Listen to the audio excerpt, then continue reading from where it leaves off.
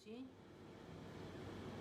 गुरु जी को मेरा प्रणाम और गुरु जी की सारी संगत को भी मेरा प्रणाम। आज बहुत अपने आप को मैं ब्लेस्ड फील कर रही हूँ कि गुरु जी ने मेरे को सत्संग करने के लिए सेवा बख्शी है। गुरु जी का शुक्राना, आंटी का शुक्राना जिन्होंने ये सेवा दी। सत्संग जो है गुरु जी ने बहुत ही एक यूनिक और इजी वे निकाला है हम सबको ब्लेस करने के लिए। सत्संग करने वाले का भी भला होता है, सत्संग सुनने वाले का भी भला होता है। तो गुरु जी की मेहर से बहुत ही अच्छा टाइम है। इस टाइम सब घर में हैं और सत्संग कर रहे हैं और सुन रहे हैं और सब ब्लेसिंग्स ले रहे हैं। मैं आज अपनी जर्नी स्टार्ट से बताती हूँ कैसे हम गुरु जी के पास गए और कैसे हमारा लाइफ पूरी चेंज हो गई।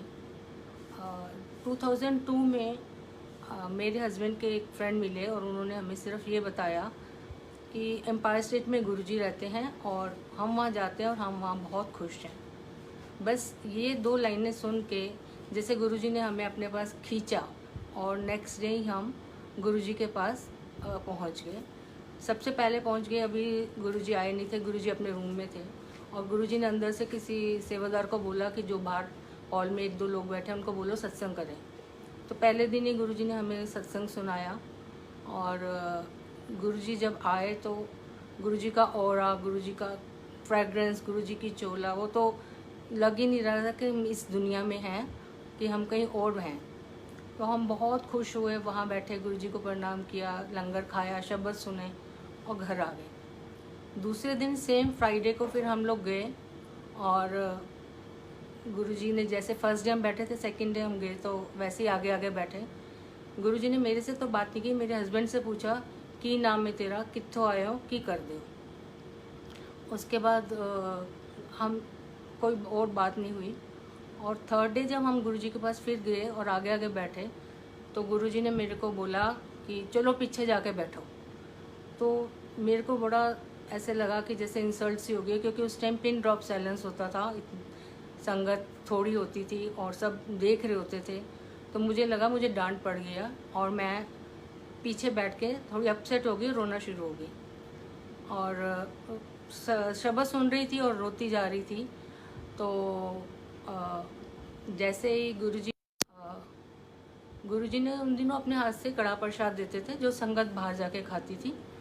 तो गुरुजी ने जब हमें प्रसाद दिया तो मैं वहाँ मंदिर के बाहर प्रसाद खा रहे थे, तो कोई पुरानी संगत की आंटी ने बोला कि आंटी आप क्यों परेशान हो रहे हो, आप क्यों रो रहे हो, गुरुजी की डांट में तो बहुत बड़ी ब्लेसिंग्स है और सोचो आज तो आपको बहुत गुरुजी ने ब्लेस किया है और आपके बुरे समय को पीछे किया है, आपके बुरे कर्मों को पीछे किया है और आज आपका कुछ बहुत भला होगा। और हम लोग घर आ गए। जब ये हम गुरुजी के पास गए थे उससे 3-4 साल पहले से मेरी मदर इन लॉ बहुत बीमार थी, बहुत ज़्यादा क्रिटिकल थी उनकी पोजीशन। तो डॉक्टर्स बोलते थे कि आप लोग क्यों इनको बार बार हॉस्पिटल लेके आते हो, अब इनकी मुक्ति के लिए प्रेयर करो, वो उपाय करो, इनकी सेवा करो, अब इनमें कुछ नहीं है, तो इनके अब दवा की कोई ज़रूरत नहीं है। तो मैंने और ना मेरे अंकल ने गुरुजी से कुछ इस बारे में बात की, ना उन्होंने कुछ पूछा। और उस रात जब हम घर आए तो मेरी मदर इन लॉ के पास मैंने बैठ के गुरुजी का मंत्र जाप किया और वो मंत्र जाप सुनते सुनते उनको मुक्ति मिल गई। कहते हैं ना कि शिव जो शंकर भगवान है वो भक्ति और मुक्ति के दाता हैं। तो गुरुजी ने वो 2 दिन के अंदर ही अंदर हमें भक्ति भी दी और वो मुक्ति भी उनको मिली। उसके बाद से हमने गुरुजी के पास जाना शुरू कर दिया। हम कभी भी एक दिन के लिए भी नहीं रुके, हम चारों दिन गुरुजी के दरबार में हाजिरी लगाते थे और हमारी वहाँ से फिर जर्नी शुरू हो गई और हम पूरा दिन सिर्फ गुरुजी की बातें करते थे और शाम को मंदिर जाते थे। इसके अलावा हमारे पास कुछ भी काम नहीं था। और उन दिनों गुरुजी कभी कभी संगत को अपने हाथ से फ़ोटोज़ भी बांटते थे, क्योंकि आम तो गुरुजी के सब रूप मिलते नहीं थे, तो वो कभी कभी मिलते थे। तो बड़ा होता था कि गुरुजी अब हाथ में इतनी थोड़ी सी फ़ोटो है, अब हमारा नंबर आएगा कि नहीं आएगा। हार्ट बीट बड़ी तेज़ हो जाती थी कि हाँ अब उसको बुला लिया गुरुजी ने, उसको गुरुजी ऐसे इशारा करके बुलाते थे और देते थे। तो उस दिन गुरुजी ने किसी सेवादार को बोला कि ये सब संगत में स्वरूप बांट दो, और बड़े वाले स्वरूप थे गुरुजी के। एक मेरे अंकल को मिला, एक मुझे मिला और हम बहुत खुश हुए। पूरे रास्ते हम वो गुरुजी की स्वरूप को माथा टेकते हुए और प्रणाम करते हुए घर आए और नेक्स्ट डे हमने मार्केट जाके उसको बोला शॉपकीपर को कि ये हमारे गुरुजी की फ़ोटो है और इसको आपने बड़े इज्जत से और आपने बड़े ध्यान से रखना है, उसको फ्रेम कर दो और प्लीज़ गंदे हाथ मत लगाना, कुछ ऐसा नहीं करना। तो उसने बोला कि आपके गुरुजी हमारे गुरुजी, आप चिंता मत करो, कल आपको गुरुजी की फ़ोटोग्राफ्स फ्रेम की हुई मिल जाएंगी। और नेक्स्ट डे जब हमने उसको फ़ोन किया तो वो बोलता है सॉरी मैम, मेरे से बहुत बड़ी गलती हो गई, मेरे जो वर्कर है उसने गुरुजी की जो स्वरूप थी फ़ोटो थी वो ख़राब हो गई, अब वो फ्रेम नहीं हो सकती। तो ये सुन के तो मेरे को और हम लोग तो इतने दुखी हो गए, हमारे घर में तो बस रोना धोना हो गया कि गुरुजी की ब्लेसिंग्स नहीं हमें मिल रही, गुरुजी हमसे नाराज़ हो गए, ऐसे कैसे हो गया, सबकी चीज़ें ख़राब होती हैं, गुरुजी की फ़ोटो कैसे ख़राब हो सकती है। तो हम बहुत परेशान हो गए। तो मेरे अंकल ने बोला कि चलो गुरुजी से हम जाके माफ़ी मांग के आते हैं। तो मैंने कहा नहीं, गुरुजी तो जान ही जाने, उनको सब पता है कि ये हमारी गलती नहीं है, उस दुकानदार ने ऐसे कर दिया। तो अंकल बोलते नहीं नहीं, गुरुजी से माफ़ी मांगे बिना तो मेरे को चैन नहीं आएगा। तो हम एम्पायर स्टेट मतलब पहुंच गए मंदिर खुलने से पहले। तो जैसे ही हम मंदिर के वहाँ गेट पे पहुँचे तो मैं मन ही मन प्रेयर कर रही हूँ कि गुरुजी हाय, आप कैसे आपसे बात करेंगे, कैसे आपसे माफ़ी मांगे।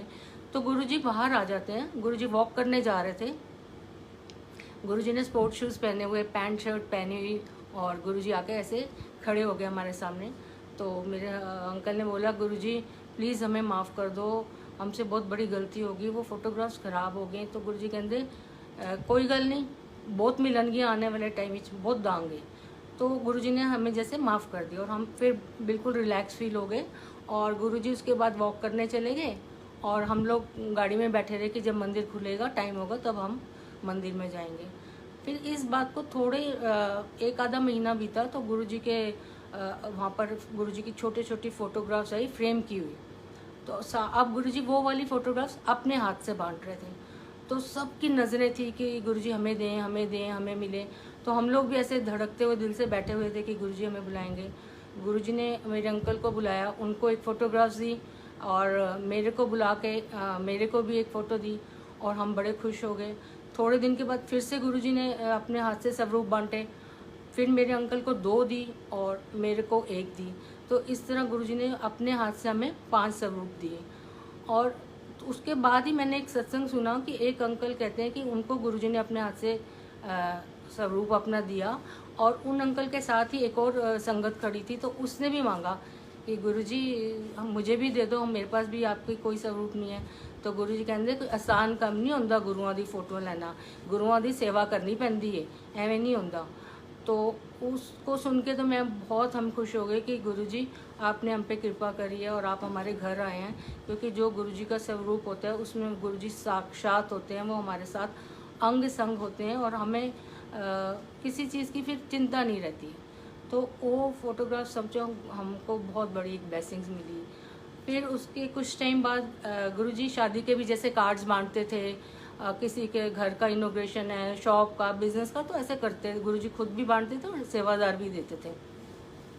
तो एक दिन ऐसे ही गुरुजी के पास कुछ कार्ड्स थे थोड़े से हाथ में और गुरुजी दे रहे थे और गुरुजी ने मेरे अंकल को बुलाया और कार्ड दिया और उस कार्ड के ऊपर अंकल का नाम लिखा हुआ था वोरा, और वो पहले से ही गुरुजी लिख के लाए हुए थे। तो हमको अंकल को गुरुजी ने कार्ड दिया और बोला कि 2 फोटोआं खरीदनियां ने, हाथ से कहा 2 फोटोआं लेनियां ने। तो अंकल ने बोला ठीक है गुरुजी ज़रूर। और हम पूरा रास्ता वो उस कार्ड को मतलब चूमते और खुश होते, क्योंकि गुरुजी की फ्रेगरेंस थी उसमें, गुरुजी के हाथ लगे हुए थे, गुरुजी की बड़ी फीलिंग थी। और हम बहुत खुश होकर घर आए।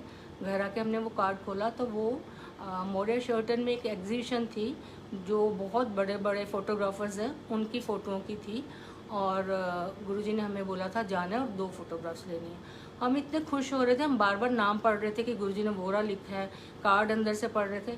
लेकिन थोड़ी देर के बाद जब ध्यान से देखा तो गुरुजी ने हमारे अंकल का नाम जो लिखा था, हम लोग लिखते हैं VOHRA वोरा, और गुरुजी ने लिख के दिया था VOHARA। तो गुरुजी ने एक वर्ड बढ़ा के हमें बहुत ब्लेसिंग्स दी, अंकल की लाइफ बढ़ाई और हमें ब्लेसिंग्स दी। तो वो देख के तो हम और खुश हो गए। तो जिस दिन फर्स्ट डे एग्जीबिशन का था उस दिन राखी थी, हम लोग जा नहीं पाए। नेक्स्ट डे हम गए और अपनी तरफ से हम काफ़ी पैसे लेके गए कि गुरुजी का हुक्म है ज़रूर पालन करना है, क्योंकि गुरुजी अगर जो भी आपको हुक्म देते हैं उसका जितनी जल्दी से जल्दी आप करते हो ओबे, वो उतना ही अच्छा रहता है, क्योंकि जितना डिले करोगे वो ब्लेसिंग्स वैसे भी कम हो जाती हैं। तो हम लोग गए और जब हम एग्जीबिशन में पहुंचे तो हम तो देख के हैरान हो गए। वो फ़ोटोग्राफ्स तो बहुत महंगी, कोई 40,000, कोई 80,000, कोई 70,000, और ढूंढते रहे कि कोई हमें सस्ती थोड़ी ऐसी मिल जाए कि हम ख़रीद लें और गुरुजी का भी हुक्म मान लें। तो आखिर में हमने पूरी ऐसे घूमते घूमते पूरे एग्जीबिशन में हमने 2 फ़ोटोग्राफ सेलेक्ट कर ली। और जब उसने बोला बिल बनाओ तो हमने बोला ठीक है आप अभी रखो साइड में, हम और देखते हैं। और हम साइड में जाके सब चारों, दोनों मेरी बेटियां और अंकल और मैं अपने पैसे देख रहे हैं कि भाई हमारे पास पैसे हैं ना, इतनी महंगी हैं ये फ़ोटोग्राफ्स। तो गुरुजी की मेहर से हम चारों ने जितने पैसे हमारे पास थे वो फ़ोटोग्राफ्स उतने की ही थी। तो ये जो गुरुजी हुक्म दिया, ये पैसे मतलब हमारे शायद कहीं खर्च होने ही थे। वो बीमारी में भी जा सकते थे, वो कोई चीज़ ख़राब हो जाती, कोई एक्सीडेंट हो जाता, कुछ मतलब वो पैसा तो जाना था, वो कर्म तो हमको काटना था। लेकिन गुरुजी ने वो कितना दुख को सुख में बदल दिया कि हमने पैसे तो खर्चे पर हम कितनी खुशी से पैसे खर्चे। गुरुजी की कृपा से वो फ़ोटोग्राफ्स घर लाए। फिर हमें पुरानी संगत ने कुछ बोला कि भी ये जो फ़ोटोज़ आती हैं ये गुरुजी की बहुत बड़ी ब्लेसिंग्स होती हैं और ये आपके घर जब तक रहेंगी आपके लिए बहुत अच्छी बात है। तो गुरुजी का जितना शुक्राना करो उतना कम है, क्योंकि गुरुजी हर रोज़ कुछ ना कुछ हमारे ऊपर कृपा करते रहते हैं। ऐसे गुरुजी का मंदिर में फंक्शन की तैयारी चल रही थी, गुरुजी का बर्थडे था आई थिंक, और हम लोग सेवा पे जैसे आजकल भी सब जाते हैं साफ़ सफाई के लिए, हम लोग भी जाते थे। तो हम लोग जा रहे थे, उस दिन बहुत बारिश हुई और इतने ओले पड़ रहे थे कि रास्ते में कार भी कई जगह हमको रोकनी पड़ी कि हम चला ही नहीं पा रहे थे। तो फिर बारिश बंद हो गई, थोड़ी कम हुई तो हम मंदिर पहुँचे। तो जब हम गेट पे पहुँचे तो मंदिर के गेट के सामने जो राधा स्वामी मंदिर की दीवार है वहाँ पर बहुत ओले थे, पर जैसे नॉर्मल ओले पड़ते हैं गोल वाले, हमेशा जो हमने जो देखे वो वाले ओले थे। और जब हम मंदिर में गए तो मंदिर में बैक साइड में पहले गेस्ट रूम होता था और किचन और गेस्ट रूम के बीच में एक बरामदा होता था। तो हम सब वहाँ बरामदे में खड़े होकर वेट कर रहे थे कि थोड़ी बारिश कम हो जाए तो हम अपनी सेवा शुरू करें। तो उधर जो सेवादार अंकल थे वो बोलते हमको कि आंटी आओ आपको एक चमत्कार दिखाएं, चलो जल्दी आओ, गुरुजी का एक चमत्कार। तो हमने कहा कि बड़ी बारिश है फिसलन, आप बताओ क्या बात है, क्या दिखा रहे हो। तो बोलते अच्छा आप हमें एक स्टील का पतीला दो। हमने किचन में से उनको एक स्टील का पतीला दिया, वो कुटिया के पास गए और ओलों से वो पतीला भर के लेके आ गए। और आप सोचो कि वो ओले कोई नॉर्मल ओले नहीं थे कि जो हम गोल ओले देखते हैं, वो ऐसे थे जैसे आइस क्यूब्स, जैसे किसी बहुत बड़े फ्रिज की जो ट्रे होती है उसके जो साइज़ होता है उस साइज़ के वो आइस क्यूब से, और वो ट्रांसपेरेंट थे, बंद थे। उनके अंदर किसी में कमल का फूल बना हुआ था, किसी में गणेश जी की तस्वीर दिख रही थी, किसी में गुलाब का फूल बना हुआ था, हर एक में कुछ कुछ बना हुआ था। और मतलब बाहर से वो बंद थे स्क्वायर, लेकिन अंदर उनकी शेप कुछ कुछ बनी हुई थी, जैसे पहले टाइम में पेपर वेट्स होते थे उस टाइप के। अब हमने वो देख के तो हम बड़े खुश हुए कि गुरुजी आपका चमत्कार सुनते थे, आज हमने अपनी आंखों से भी आपका चमत्कार देखा। वो इतने बड़े ओले थे कि हम खा तो सकते नहीं थे, तो हमने चाय के ग्लासों में वो ओले डाले, उनको पिघलाया और वो जल प्रसाद जब बन गया तो वो हमने पिया कि ये गुरुजी की ब्लेसिंग्स है।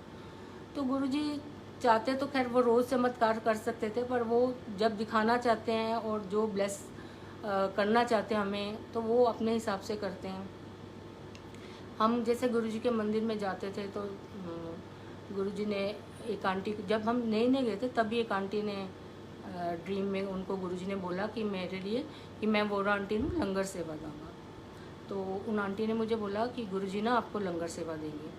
तो मैं बहुत खुश हो गई, क्योंकि उन दिनों में हम बहुत नए थे और मतलब हम सोच भी नहीं सकते थे कि हम लंगर की साइड जाएंगे और हमें सेवा मिलेगी।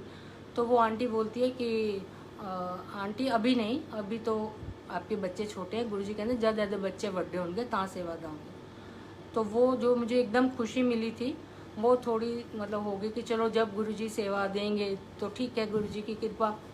और ऐसे काफ़ी टाइम निकल गया, 1-1.5 साल निकल गया इस बात को। इतने में गुरुजी ने चोला छोड़ दिया और गुरुजी की वहाँ मंदिर में समाधि बन गई। और जब समाधि बनी तो हमें समाधि सेवा मिली। जैसे आज भी संगत जाती है सफाई करने के लिए समाधि की, तो हम लोग जाते थे। तो सैटरडे को मैं और मेरी एक फ्रेंड हम दोनों जाते थे, और हम दोनों के बच्चे बोर्ड के एग्ज़ाम देने थे, उनको 12th के बोर्ड के उसमें थे। तो पूरा साल बच्चे अपना बोर्ड की तैयारी कर रहे थे और हम लोग सेवा कर रहे थे। तो जिस सैटरडे हम एक सैटरडे सेवा कर रहे थे, उसके जो नेक्स्ट मंडे था, उस दिन मेरी बेटी का लास्ट बोर्ड का एग्ज़ाम था। मतलब मेरे बच्चे बड़े हो जाएंगे क्योंकि स्कूलिंग ख़त्म हो जाएगी उनकी। तो उस सैटरडे जब हमने समाधि सेवा ख़त्म की, तो हम बैक साइड पे से पानी वगैरह पीने गए। तो वहाँ पर जो एक आंटी ने मुझे बोला कि आप फ्री हो तो थोड़ी देर आके किचन में थोड़ा काम करवा दो, सेवा कर लो। तो मैंने कहा ठीक है, अभी तो दरबार लगने में टाइम है, तो हम खाली बैठे हम करा देते हैं। तो जैसे मैं किचन में गई, तो जो उन दिनों इंचार्ज थी आंटी, जो लंगर का सारा देखती थी, तो उन्होंने मेरे को बोला कि ऐसे कैसे आप अंदर आ गए हो, ऐसे नहीं लंगर कोई सेवा कर सकता, और जिसको हुक्म होता है, जिसकी ड्यूटी है, जो लिस्ट में नाम है, वही आते हैं, आप नहीं आ सकते। तो मैंने कहा ठीक है आंटी, कोई बात नहीं, इन्होंने मुझे बुलाया तो मैं आ गई, आप कहते तो मैं कोई बात नहीं बाहर चली जाती। जब मैं बाहर आई तो वो आंटी वापस बाहर आई, तो मेरे से पूछने लगी आप कब कब आते हो, रेगुलर हो, कब से गुरुजी के पास आ रहे हो, ऐसे एक दो बातें पूछी। फिर मेरे को कहती ऐसा करो, आप हाथ धो के आओ, और उन्होंने मेरे हाथ में 2 लड्डू दिए और बोलते ये लो मुंह मीठा करो, और आज से आप गुरुजी की लंगर सेवा शुरू करो। तो जो गुरुजी ने हुक्म इतने साल पहले मेरे लिए रखा था, वो टाइम आने पे मेरे सामने अब आया। क्योंकि जब भी हम जाते हैं तो ब्लेसिंग्स तो हमारी शुरू हो जाती हैं। वो कई बार क्या होता है कि कोई ब्लेसिंग्स उसी टाइम हमें दिख जाती हैं, और कुछ ब्लेसिंग्स गुरुजी ने अपने समय पे देती है, क्योंकि प्रायोरिटी और टाइम तो गुरुजी डिसाइड करते हैं। उस दिन से हमने लंगर सेवा शुरू कर दी। बहुत आनंद आ रहा था, बहुत गुरुजी की कृपा से बहुत मेहर बरस रही थी, लंगर बनाते हुए मज़ा आ रहा था, बहुत अच्छा लग रहा था। तो एक दिन क्या हुआ कि वहाँ आपको सबको पता है गुरुजी का लंगर बहुत स्पाइसी होता है, तो चटनी प्रसाद बना, और वो बहुत स्पाइसी होता है, हरी मिर्ची वगैरह खूब तेज़ होती है इसमें। तो मैंने वो चटनी प्रसाद बना के और उसको बाल्टी भर के फ्रिज में रख दिया, और थोड़ी देर के बाद मेरे राइट हैंड में जलन शुरू हो गई, पूरी बाजू मेरी लाल हो गई, मिर्ची से एलर्जी हो गई, इतनी ज़्यादा लाल हो गई कि मेरे को तो रोना आ रहा था, मतलब बहुत दुख रहा था। तो किसी संगत ने कच्चा दूध ला के लगा दिया, किसी ने बर्फ़ लगाई, किसी ने वहाँ से टूथपेस्ट ला के लगा दी कि आंटी टूथपेस्ट से आपको आराम मिलेगा। ऐसे करते करते शाम हो गई, और शाम को अंकल मेरे शाम को आते थे, मैं सुबह जाती थी। तो वो उन्होंने बोला तेरी तो हालत ख़राब है, तो ऐसा करते हैं केमिस्ट के पास जाते हैं, वहाँ से कोई दवाई लेते हैं और फिर घर चले जा, तू खा के, वो तेरी हालत ठीक नहीं। मैंने कहा नहीं, मैं दवाई खा के ठीक हो जाऊँगी, और मैं लंगर के बिना घर नहीं जाऊँगी, क्योंकि लंगर में ही सारी ब्लेसिंग्स हैं, तो लंगर तो खाना ही खाना है।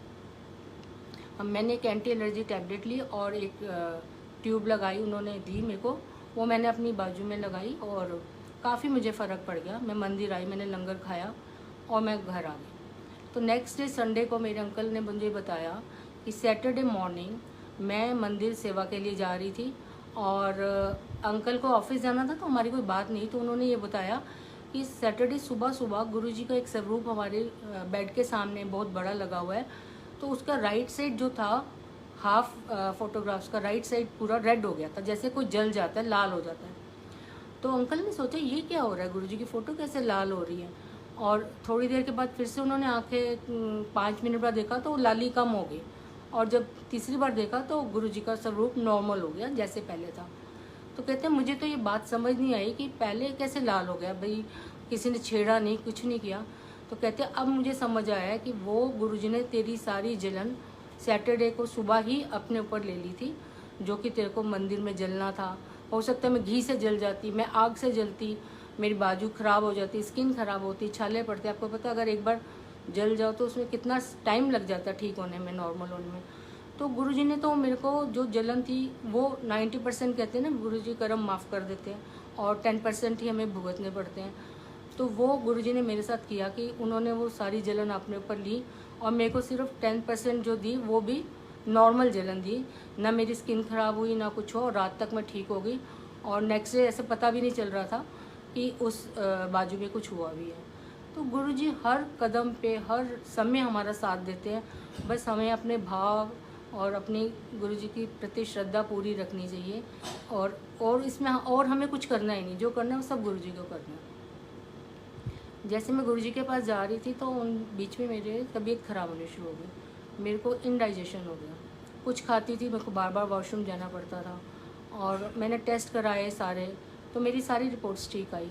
तो मंदिर में एक दो आंटियों ने बोला कि गुरुजी ने बोला कि यदि तबीयत बड़ी ख़राब है, इन्हों को घबराए ना, मैंने ठीक कर दूँगा। तो आंटी बार बार मुझे बोले कि आपको ना गुरुजी ठीक कर देंगे आप। मैंने कहा मेरे को कुछ है ही नहीं, तो ज़रा सा पेट ही तो ख़राब है, ये तो नॉर्मल होता ही रहता है हम लोगों का। तो वो कहती नहीं नहीं आंटी, आप दोबारा टेस्ट कराओ, गुरुजी ने दिखाया आपकी बहुत हालत ख़राब हो रही है। जो उसको दिखाया होगा मेरी बहुत ख़राब पोजीशन दिखाई। तो मैंने कहा ठीक है, मैंने दोबारा सारा टेस्ट किया रहे तो सारा ठीक आए। फिर एक दिन सुबह गुरुजी ने मुझे दर्शन दिए, और मेरे को गुरुजी ने बोला, एक 4-5 दिन के बाद की डेट बताई और बोला इस दिन तो इत्थों चली जाओ। तो मैंने कहा गुरुजी मैं कहाँ चली जाऊँ? तो लो बैटरी आ रही है। तो मैंने कहा गुरुजी मैं कहाँ चली जाऊँ? तो गुरुजी ने कहा कि मन्नू की पता, और गुरुजी ने मुंह साइड में कर लिया। तो मुझे लगा कि अब तो मेरा इस दुनिया से जाने का टाइम आ गया, और मैंने गुरुजी को बोला मुझे बचा लो गुरुजी, मेरी 2 बेटी हैं, मेरे को उनकी शादी करनी है। और गुरुजी ने तो कोई रिस्पांस नहीं दिया। इट मीन्स ये मेरा फिक्स हो गया कि मेरे को अब मरना ही है। तो मैं बहुत परेशान हो गई। तो मेरे बच्चों ने बोला मम्मी गुरुजी ने आपको डेट दी है, ईयर तो नहीं बताया ना, और ये डेट तो हर साल आ सकती है, तो आप क्यों चिंता कर रहे हो? तो आप बिल्कुल चिंता नहीं करो। गुरुजी तो बहुत चीज़ें ऐसी हैं जो कि दर्शनों में ही काट देते हैं, वो आपकी ज़िंदगी में आती ही नहीं है, होने से पहले ही ख़त्म कर देते हैं, तो आप चिंता मत करो। तो मैंने बोला कि ठीक है। फिर मैंने अपनी सिस्टर को फ़ोन किया, उसने भी सेम बात बोली कि तू चिंता क्यों कर रही है, गुरुजी बैठे हैं ना, वो सब ठीक करेंगे। तो मैंने कहा हाँ ठीक है, कोई नहीं। अब मेरे को थोड़ा डर तो लग रहा है, पर मुझे पता है गुरुजी बैठे हैं, वो सब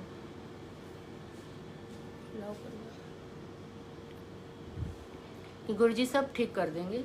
और उसके 1-2 घंटे के बाद ही मेरी सिस्टर का फ़ोन आया कि उनके जो अंकल हैं वो नहा के जैसे गुरुजी का ध्यान लगाते थे, पूजा करते थे। तो जब वो पूजा कर रहे थे तो गुरुजी ने उनको बोला कि देख आज तेरी साली नूं मैं कितना डरा दिता है, कितना घबरा दिता है। वैसे तो कहती रहती है ਇੱਥੇ भी ਤੁਹਾਡੇ ਕੋਲ, ਉੱਥੇ भी ਤੁਹਾਡੇ ਕੋਲ, और आज कितना मरण की गल आई तो कितना डर गई है। और सच्ची में किसी को नहीं ये बात पता थी कि मैं दिन रात गुरुजी की फ़ोटो के आगे से जितनी बार निकलती थी, गुरुजी को माथा टेकती थी और एक ही बात मन में बोलती थी कि गुरुजी मनु कादा डर, मैं तो ਇੱਥੇ भी ਤੁਹਾਡੇ ਕੋਲ, ਉੱਥੇ भी ਤੁਹਾਡੇ ਕੋਲ। मतलब मुझे लगता था हम तो गुरुजी की शरण में आ गए, हमें कुछ हो ही नहीं सकता। जिएंगे तो गुरुजी के पास, और जो ऊपर जाएंगे तो गुरुजी के पास रहेंगे, हमें क्या डरना। और ये बात किसी को घर में नहीं पता थी। और अंकल को गुरुजी ने सेम बात बोली, और गुरुजी ने उनको बोला कि उन्होंने क्या है उदा मैं लीवर कैंसर ठीक कर दिता है, और अपने घरों सत्संग कराए, और सारी सेवा खुद करनी, किसी की हेल्प नहीं लेनी। तो गुरुजी का हुक्म, हमने सत्संग किया और संगत आई, सारा लंगर खुद बनाया, सारी सेवा खुद करी। पर किसी ने एक ऐसे बोल दिया कि तेरे को कोई लीवर कैंसर हुआ थोड़ी था, जो तू कह रही है गुरुजी ने ठीक कर दिया। वो तो ठीक है, तेरा पेट खराब हुआ था, पर तेरे को कुछ ऐसे रिपोर्ट्स तो आई नहीं थी। अब इस बात को प्रूफ करने के लिए कि मुझे लीवर कैंसर होना था, मैंने मरना था, और मेरे को गुरुजी ने बचाया। गुरुजी ने संगत की अलग अलग आंटियों को, जिनको कि मेरा कुछ नहीं पता था कि मेरे साथ ये क्या सब चल रहा है, उन सबको अलग अलग आंटियों को दर्शन दिए। और एक आंटी को मेरी डेड बॉडी दिखाई हॉल में, और मैं गुरुजी ने मेरे को जैसे देखा और खड़ा कर दिया। तो उसने बोला आंटी आप तो ऐसे मतलब डेड बॉडी पड़े हुए थे और गुरुजी ने आपको न्यू लाइफ दे दी। एक आंटी ने बोला कि उसको भी गुरुजी ने दिखाया कि मैं मर चुकी हूँ और वापस आ गई हूँ। और उसके बाद मेरे अंकल को गुरुजी ने दिखाया कि 4 यमदूत हैं जो हम मेरे को लेने आ रहे हैं, और गुरुजी उनको देखते हैं और वो यमदूत भाग जाते हैं। उसके बाद 3-4 लोगों को दिखा दिया, और ये 1-1 महीने में होता रहा, ऐसे नहीं कि रोज़। कभी 15 दिन बाद किसी आंटी को दिखाया, महीने बाद किसी आंटी को दिखाया। फिर मेरी छोटी बेटी को बोला गुरुजी ने, कनिका को, कि तेरी मम्मी नू मैं न्यू लाइफ दे देती, उन्होंने मैं ठीक कर देता। तो कंफर्म हो गया कि ये सब होना था, और गुरुजी ने होने से पहले ही मेरे को ठीक कर दिया। तो बहुत बहुत शुक्राना मालिक का। जिस तकलीफ़ का हमें पता भी नहीं, उसके लिए हम क्या प्रेयर करते, वो तो गुरुजी की कृपा है कि आने ही नहीं दी उन्होंने, और मेरे ऊपर इतनी मेहर करी। और हम मंदिर जाते रहे रेगुलर, गुरुजी की शरण में रहे। एक दिन गुरुजी ने मुझे ड्रीम में एनवेलप दिया और उस एनवेलप के ऊपर लिखा होता ट्रिप टू यूएसए। और जब मैंने वो एनवेलप खोला तो उसके अंदर एक एयर टिकट था। तो मैंने सोचा कि ये तो गुरुजी हम मेरे को पक्का यूएसए भेजेंगे, घूम के आएंगे हम। और जब ये मेरे को एनवेलप दिया था और तब मेरे बच्चे अभी पढ़ रहे थे, मतलब बड़ी बेटी एमबीए कर रही थी, अभी उसकी जॉब भी नहीं लगी थी, और ये तब मुझे मिला। और फिर हम सोचते आज जाएंगे कल जाएंगे, करते करते काफ़ी साल निकल गए, यूएसए हम कभी नहीं गए। और उसके बाद मेरी बेटी की शादी जब होगी तो मेरे सन इन लॉ को उनके ऑफिस वालों ने शिकागो भेजा, यूएसए प्रोजेक्ट था। तो मेरी बेटी ने बोला मम्मी पता नहीं हम कब तक यहाँ हैं, आप आके एक बार चक्कर लगाओ, घूम के आओ, घूम जाओ। और उसने और मेरी बेटी ने, मुझे पता नहीं, उन लोगों ने खुद से मेरी टिकट बुक करा दी, डेट वगैरह खुद ही फिक्स करके मेरी टिकट फिक्स बुक करा दी। तो जो गुरुजी ने मुझे टिकट दिया था, सोचो इतने साल के बाद वो अब सामने आया। और जब मुझे टिकट दिया था तो गुरुजी ने मुझे बहुत ड्रीम में उस दिन यूएसए की बहुत बड़ी बड़ी बिल्डिंग्स दिखाई थी, बहुत सत्संग दिखाए थे, मैं सत्संगों में बैठी हुई हूँ, बहुत संगत दिखाई थी। और जब मैं वहाँ गई वो सब कुछ हुआ, वो सब कुछ लोग दिखे, सत्संग हुआ, सब हुआ। बस एक चीज़ जो मैंने नहीं देखी थी कि बहुत बड़ी एक बिल्डिंग है, 45 या 50 मतलब उसकी स्टोरी की बिल्डिंग है, और उसमें मैं सत्संग सुन रही हूँ और कर रही हूँ। तो आने से थोड़े दिन पहले एक आंटी का फ़ोन आया कि मेरे घर में सत्संग है सुबह 7 बजे। वहाँ यूएसए में लोग संडे को सुबह भी सत्संग करते हैं, तो आपने आना है। और जब मैं वहाँ सत्संग में गई तो सोचो कि वो सब नज़ारा जो गुरुजी ने मुझे दिखाया था, वो सब नज़ारा मुझे दिखा। और यूएसए का ट्रिप पूरा गुरुजी ने मेरा ब्लेस किया हुआ था, और वो ब्लेसिंग मुझे मिली और मैं यूएसए घूम के आई। उसके बाद गुरुजी की बहुत कृपा है, बच्चे वहाँ हैं, वहाँ इतने सत्संग होते हैं, बहुत गुरुजी की वहाँ संगत है, और गुरुजी वहाँ पर भी सबके ऊपर बहुत मेहर कर रहे हैं। और जब मेरी बड़ी बेटी की शादी थी, उसकी शादी फिक्स हुई थी 7 दिसंबर, और हमने सोचा था हम 2 अक्टूबर को गुरुजी का सत्संग कर लेंगे, ताकि बहुत अच्छे से सत्संग हो जाए। शादी की जो फंक्शंस की भीड़ भाड़ में हमें नहीं करना, हमें सत्संग अलग से बहुत अच्छे करना। तो 2 अक्टूबर का हमने जब सत्संग फिक्स कर लिया तो मेरी बेटी को गुरुजी ने दर्शन दिए और बोला कि सत्संग कराना है, बड़ा सत्संग कराना है और हरी घास के उत्ते कराना है। तो अब बड़ा सत्संग और हरी घास तो सिर्फ फार्म हाउसेज में है दिल्ली में, और तो कहीं होती नहीं। तो अब हम सोच रहे कहाँ फार्म हाउस देखते हैं, कहाँ होगा। और कैसे करके गुरुजी ने, हमें पता नहीं, किसी संगत के थ्रू हमारा किसी संगत को कांटेक्ट हुआ और उन्होंने बोला कि आप हमारे फार्म हाउस में सत्संग कर लो। और वो फार्म हाउस गुरुजी के मंदिर के एकदम पास है। तो 2 अक्टूबर का दिन था और छुट्टी थी, तो सत्संग हमने रखा। तो जिस दिन हम थोड़े दिन पहले उन्होंने बोला कि आप आके लॉन्स देख लो फार्म हाउस में, क्योंकि बहुत बड़े 3-4 लॉन्स हैं, आपको कौन सा लॉन लेना है, आपको कैसे सेटिंग करनी, तो आप एक बार आके देख लो। तो मैं, मेरे अंकल और दोनों बच्चे, हम वो फार्म हाउस देखने गए। तो अंकल वहाँ बात कर रहे थे उनसे, और मैं और मेरी बड़ी बेटी वहाँ लॉन में ऐसे वॉक कर रहे थे, बड़े खुश हो रहे थे कि गुरुजी आपने हमें बहुत कृपा की, हम पर, और बहुत कृपा करी कि इतना अच्छा हमें लॉन दिया उसके लिए, सत्संग के लिए। तो मेरी जो छोटी बेटी थी वो वहाँ पर बैठ के ध्यान लगा रही थी, और उसको गुरुजी ने बोला कि यही तो जगह है, यही तो था है जिथे मैं सत्संग कराना चाहना वहाँ। और गुरुजी ने पूरी सेटिंग बताई कि इतने दरबार लगाना, यहाँ पर चाय प्रसाद रखना, यहाँ पर लंगर लगाना, सारी सेटिंग बता दी। और जिस दिन सत्संग था, अंकल सुबह चले गए कि जाके मैं सब तैयारी कराता हूँ, और हम लोगों ने थोड़ी देर के बाद आना था। और जब हम वहाँ पहुँचे तो गुरुजी की कृपा से अंकल को हमने कुछ बताया नहीं था कि कैसे सेटिंग करनी, और सब कुछ वैसे ही सेट हुआ जैसे कि गुरुजी ने बताया था। और हम लोगों ने 300-400 लोगों का हमें था कि इतनी संगत आएगी। तो लंगर वाले ने बोला कि देखो मैं 500 तक का लंगर रेडी रखूँगा, और मैं आलू और आटा साथ में रखूँगा, अगर ज़्यादा लोग भी हो गए तो आलू पूड़ी बना दूँगा, तो आप बिल्कुल निश्चिंत हो जाओ, आपको लंगर में कोई कमी नहीं आएगी। तो हमने कहा चलो ठीक है, बहुत अच्छी बात है।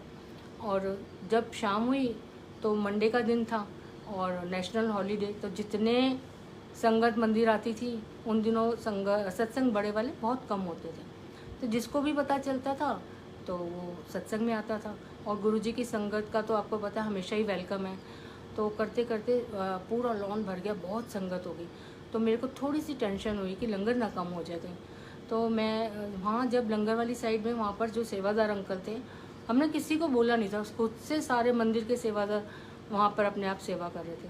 उन्होंने बोला आंटी प्लीज़ आप जाके दरबार में बैठो, आपका यहाँ कोई काम नहीं है, आपको घबराने की ज़रूरत नहीं, गुरुजी बैठे हैं, अपने आप सब होगा, आप जाओ। उन्होंने अंकल मेरे को और अंकल को आगे दरबार में भेज दिया। उन्होंने जब लंगर सर्व करना शुरू किया, कैसे कैसे लंगर सर्व किया मुझे हमें नहीं पता। उसके बाद वो आलू पूड़ी बने। मंदिर में उस दिन कुछ मीटिंग थी कोर कमेटी की, तो मीटिंग के बाद वहाँ से भी काफ़ी लोग वापस लंगर के लिए सत्संग में आए। सब होने के बाद उन सेवादारों ने हमें बताया कि कम से कम 1000 थाली लगी है। तो गुरुजी ने जो कहा था कि बड़ा सत्संग कराओ, तो वो जगह भी बड़ी उन्होंने चूज़ की। और गुरुजी ने बहुत संगत को उस दिन ब्लेस करना होगा और बहुत संगत की ब्लेसिंग्स हमें चाहिए होगी शादी में, क्योंकि गुरुजी संगत के थ्रू भी आपको ब्लेस करते हैं। शादी में अपनी संगत को भेजते हैं, कहीं अपनी संगत को भेजते हैं, तो वो ब्लेसिंग्स हमें भी बहुत ज़रूरी चाहिए होती है। तो वो गुरुजी का बहुत शुक्राना, वो सत्संग बहुत बढ़िया हुआ, बहुत बड़ा वाला हो गया जो गुरुजी चाहते थे। और हम लोग मतलब जो गुरुजी मेहर करते हैं हम लोग सोच भी नहीं सकते कि वो कैसे करते हैं और कैसे कैसे वो सब करते रहते हैं। बेटी की शादी का उन्होंने ब्लेस किया। गुरुजी ने बोला कि 7 दिसंबर को सवेरे आके मंदिर मत्था टेक के जाना है। तो हमने सोचा कि दिसंबर का महीना, धुंध इतनी, ठंड बहुत होती है और अलग अलग मतलब शादी हमने फरीदाबाद जाके करनी थी। हम रहते दिल्ली में हैं, मंदिर और दूर है 2 घंटे का हमारे घर से। तो हमने सोचा हम थोड़े दिन पहले जाके मत्था टेक आएंगे। तो गुरुजी ने एक आंटी को बोला कि उन्होंने कहा 7 तारीख ही मत्था टेकना है।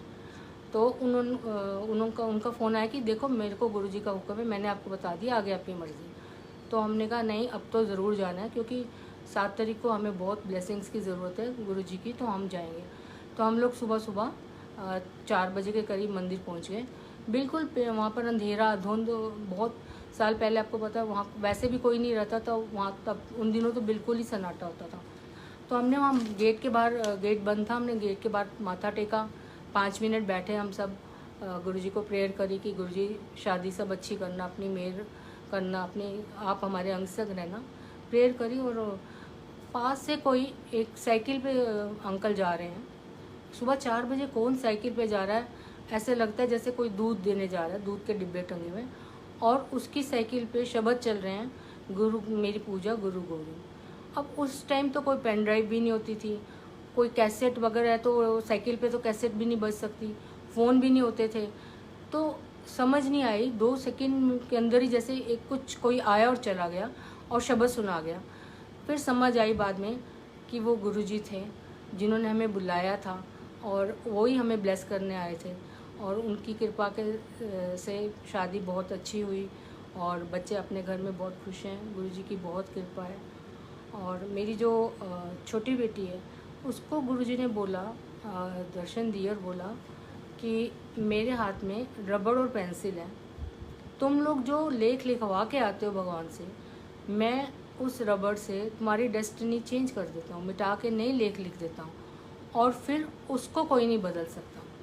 तो ये बात बिल्कुल ठीक है कि गुरुजी जो है हमारे लाइनें जो है मिटा के नई लिख देते हैं, और जो लिखते हैं वो तो बहुत अच्छा ही लिखेंगे क्योंकि हम उनकी शरण में आ गए हैं और बहुत मेहर करते हैं, बहुत कृपा करते हैं। और जब हम गुरुजी के पास गए थे तब तो हम नॉनवेज खाते थे, लेकिन वहाँ जाके जैसे सुना कि गुरुजी को नहीं पसंद तो हमने छोड़ दिया था। और मेरी छोटी बेटी कहती मम्मी मैं छोड़ना तो चाहती हूँ पर मेरे से छूट नहीं रहा। तो मैंने कहा कोई नहीं, गुरुजी बैठे हैं, जब उनको छुड़वाना होगा अपने आप छुड़वा देंगे। और उस दिन रात को गुरुजी उसके ड्रीम में आए, दर्शन दिए गुरुजी ने, और गुरुजी ने बोला कि कनिका एला बर्गर खा ले। तो कहती है, इसने बोला गुरुजी तो चिकन बर्गर है। तो गुरुजी ने बोला हाँ ताकि होया मैं खवा रहा हूँ। और कनिका ने गुरुजी के हाथ से लेके वो बर्गर खा लिया। और वो बर्गर क्या गुरुजी ने खिलाया कि उसकी जैसे पूरी लाइफ का जो कोटा था नॉनवेज का वो पूरा कर दिया। नेक्स्ट डे से उस लड़की को नॉनवेज की इच्छा बिल्कुल ख़त्म होगी, उससे नॉनवेज देखा ही नहीं जाता था, उससे बर्दाश्त ही नहीं होता था। और वो कहती थी कि मेरे सामने बस आए ही ना, मतलब जो इतनी शौकीन थी लड़की खाने की, उसको गुरुजी ने एक बर्गर खिला के उसका सब कर दिया। तो गुरुजी कैसे कर्म काट देते हैं, कैसे हम पे कृपा कर देते हैं, मतलब हम लोग सोच भी नहीं सकते और हम लोग समझ भी नहीं सकते। और ये सब हमें कई बार बहुत टाइम बाद समझ आती है गुरुजी की ब्लेसिंग्स, कि गुरुजी हम पर कितनी कृपा कर रहे हैं। तो गुरुजी का शुक्राना है, बहुत बहुत शुक्राना है। और ये सब हम गुरुजी की मेहर से, जैसे कहते हैं ना 90% कर्म गुरुजी माफ़ करते हैं, हमारे भी किए। हम लोग जाते थे, मेरे अंकल बीमार हो गए और उनकी तबीयत काफ़ी ख़राब थी और गुरुजी ने बोला, बार बार दर्शन दिए और गुरुजी ने कहा कि मैं तनु ठीक कर दूँगा। मेरी बेटी को बोला कि तेरे पापा मैं ठीक कर दूँगा, घबराओ ना। जब हम अंकल को हॉस्पिटल लेके जाते हैं, हॉस्पिटल में लिफ्ट में गुरुजी हमें दिखते, ऊपर जा रहे हैं नीचे जा रहे हैं, बेड पे बैठे हुए दिखते, और इतना सब कर, मतलब दुख तकलीफ़ें आते हुए भी वो टाइम गुरुजी ने अपने साथ हमारा निकलवाते गए। और हम लोग वो 1-1.5 साल हम लोग हॉस्पिटल में ही रहे और गुरुजी की कृपा से अंकल ठीक हो गए। जब अंकल ठीक होकर घर आ गए और अभी काफ़ी वीक थे, ठीक हो चुके थे पर वीक थे, मंदिर नहीं जा पा रहे थे, तो गुरुजी ने मेरी बेटी को बोला कि अपने पियो नू कह, उन सेवा से कदों आना है। तो इसने बोला, पापा गुरुजी आपको बुला रहे हैं सेवा के लिए। तो अंकल तो रोना शुरू हो गए, कहते मैं तो खड़ा भी नहीं अभी ठीक से हो पा रहा, मैं सेवा कैसे करूँगा। तो उसने बोला कि नहीं, मुझे नहीं पता, गुरुजी आपको बुला रहे हैं तो आपको सेवा करनी है। और देखो धीरे धीरे करके गुरुजी ने हिम्मत दी, अंकल नॉर्मल हो गए, अपना वापस सेवा में जाना शुरू हो गए। तो जो हम लोग मंदिर जाते हैं, सेवा करते हैं, सत्संग सुनते हैं, सत्संग करते हैं, ये सब उन्होंने लिखा हुआ है हमारे लिए। वो पहले दिन से, जब से हम गुरुजी के पास जाते हैं, माथा टेकते हैं, तो कहते हैं हमारा सिटी स्कैन हो जाता है, हमारे अगले पिछले कर्म सारे देख लेते हैं गुरुजी। और वो उनको पता है कि इसको किस तरह की सेवा की, किस तरह की ज़रूरत है, तो हमें वही हमें मिलता है। हम कई बार बहुत सोचते हैं कि वो लोग बहुत सेवा करते हैं, हम कम करते हैं, या वो बहुत सत्संग में जाते हैं, हम कम जाते हैं, क्योंकि सबका अलग अलग है। इवन हम अपनी फैमिली में भी, मेरा डेस्टिनी गुरुजी के साथ, मेरा गुरुजी के साथ अलग चलेगा, उनका अपना हिसाब से चलेगा। तो गुरुजी सबका दवाई जो है ना वो अलग है, क्योंकि सबकी हमारी बीमारी अलग है। तो लंगर खिला के, सत्संग सुना के और सत्संग में बुला के सब गुरुजी हम पे ठीक करते हैं, हम पे मेहर करते हैं। गुरुजी ऐसे ही हम पे मेहर करते रहें और हम पे ऐसे ही कृपा करते रहें। गुरुजी का शुक्राना है, लाख लाख शुक्राना है। बस गुरुजी हमेशा हमें अपनी शरण में रखें। सत्संग बहुत है और गुरुजी की अगर कृपा हुई, गुरुजी की अगर हुक्म हुआ, तो दोबारा आके मैं आपको अपने सत्संग शेयर करूँगी। शुक्रिया। जय गुरु जी।